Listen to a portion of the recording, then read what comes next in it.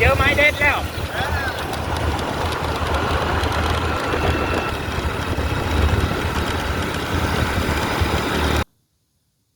นี่เสื้อผ้าโอ้ลุยไปลุยตอนนี้เขาก็มาหอดไม้เด็ดของเขาเลยโอ้เพื่อจีหอดไม้เด็ดแบบเละตุเปะเลยนี่อันนี้ฮันกับบอยากปานได้ดอกแต่ว่าบรรดาเซียนเพิ่นเอามาเนาะ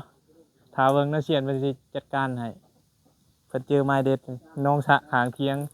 ไม้เด็ดเพิ่นเดี๋ยวเราไปสำรวจกันเฮานี่มันพวกสายแหสายหมองเนาะข่อยมันสายแหสายหมองบ่ได้เจ้ามันสายเบ็ดของบ่อยากปานใด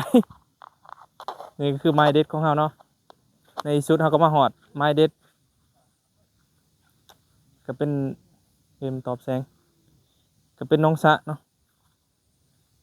กะคักอยู่ได้น้องสะนี่ก็ใหญ่เติบเลิกอยู่บ่นี่สมหัวผู้บ่เพิ่นว่าเลิกเติบเนาะสมหัวผู้เดี๋ยวจะน้อยทาเบิ่งเนาะเฮามาฮอดไม้เด็ดมันสิเป็นจังได๋สิเด็ดคือว่าอยู่บ่เพิ่นกำลังผสมเหยื่อเดี๋ยวไปเบิ่งเพิ่นผสมเหยื่อเนาะนี่เพิ่นผสมเหยื่ออีหยังนี่โอ้ยจะไม่อ้ายเขาอ้าย อายหยัง อ้ายเขา อายหยังจะอายหยัง อ้ายเขา อีหยังนี่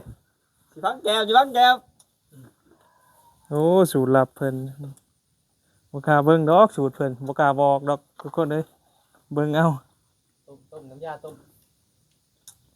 สูตรเด็ดเพิ่นมีน้ำยาอิหยังครบสุด หมดแล้วยังตรง กำลังผสมน้ำยาเอาเฮ็ดจานเฮ็ดสิเป็นจังได๋ เราปิดเกาะเลยใส่หนังตัวปล่อยมันเสร็จโตจักนาทีก่อน แต่ว่าข่อยนี่สิทาเบิ่งเนาะ เดี๋ยวพนักงานจะร่วมเจ้า ข่อยสิทาเบิ่งเจ้าก่อนข่อยอันแฮนต้องถึงมือข่อยกันแฮนะอันนี้เบิ่งเจ้าก่อน กินเตย อันนี้ให้อาจารย์เพิ่นจัดการก่อนเนาะไม้เด็ดเพิ่นเดี๋ยวเฮาปิดถ่าย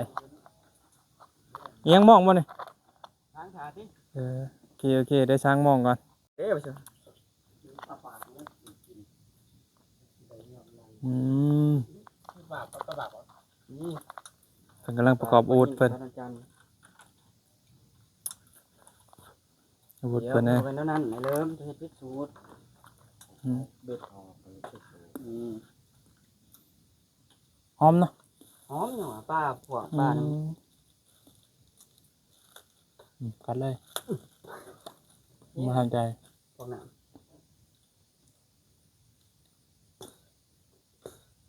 บางเป็ดน้อย ปลาหน่อยเวทบางใหญ่ตายแล้ว ลงขึ้นมีหอม ไม่ใช่ได้อะหอมไปตะกิน ขนมปังยังวะขนมกับขนมแหละนี่ หอมหอมคือใส่ได้ กินไปยำแหละไปเกลือเด็ดเด็ดเกลือ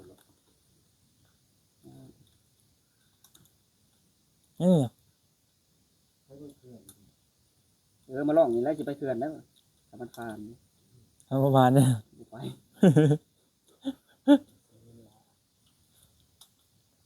ได้เด้อเอามองสามมองสี่ไปน้ำพอได้หลับ เบ็ดจังหวะนะ ต้องเกลือน หักป้าอ๋อคน นี่ว่าตะเกียบ จานเพิ่นกำลังสิลงมือ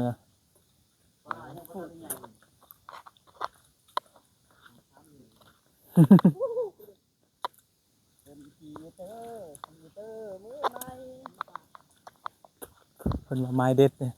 เอาแกงมันคือบ่ไปมันคือบ่ไหล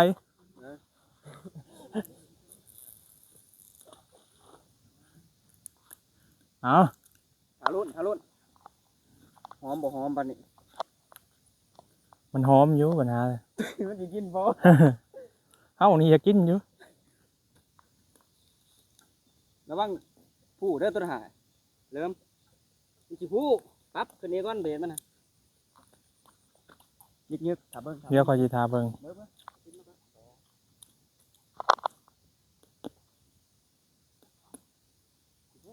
จะใช้แล้วกินนะฮะเอาพร้อมน้ำมาใส่ก่อนบ่ได้มันบ่ฟูป้ามันดู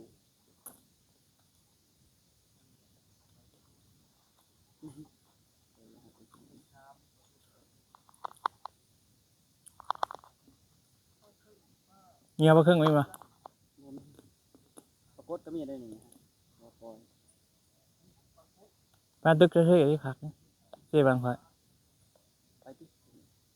ไป ห้องน้ำจักเม็ดเอามาผมมันสิฟูบ่เป็นฮะมันเลยสิโดดจนเขา หลังที่ช่องเลย อยู่เนาะเนี่ยอันนี้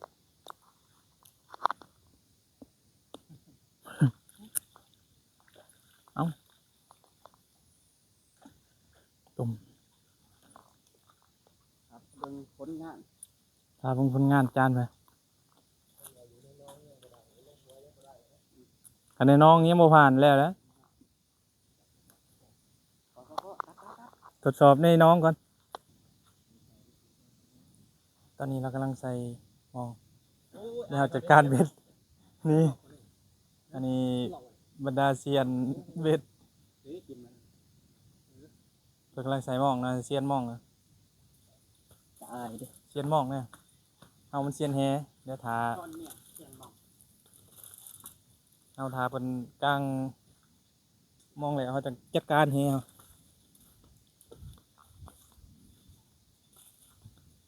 วางได้เหลือกน้ำพูดเลิกเอา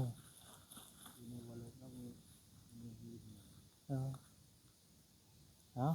ลุยต่อไปให้น้องเขา ทั้งบ่ เดี๋ยวเขาจะ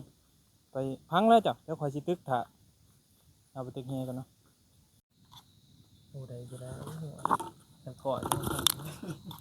โอ้ได้กบไม้เด็ดครับเด็ดคักเลยเด็ดคักเด็ดแหน่เลย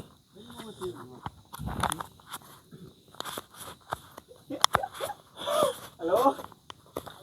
เบอร์ใช้ว่าลงหน้ามาแล้ว หนาวคักเลย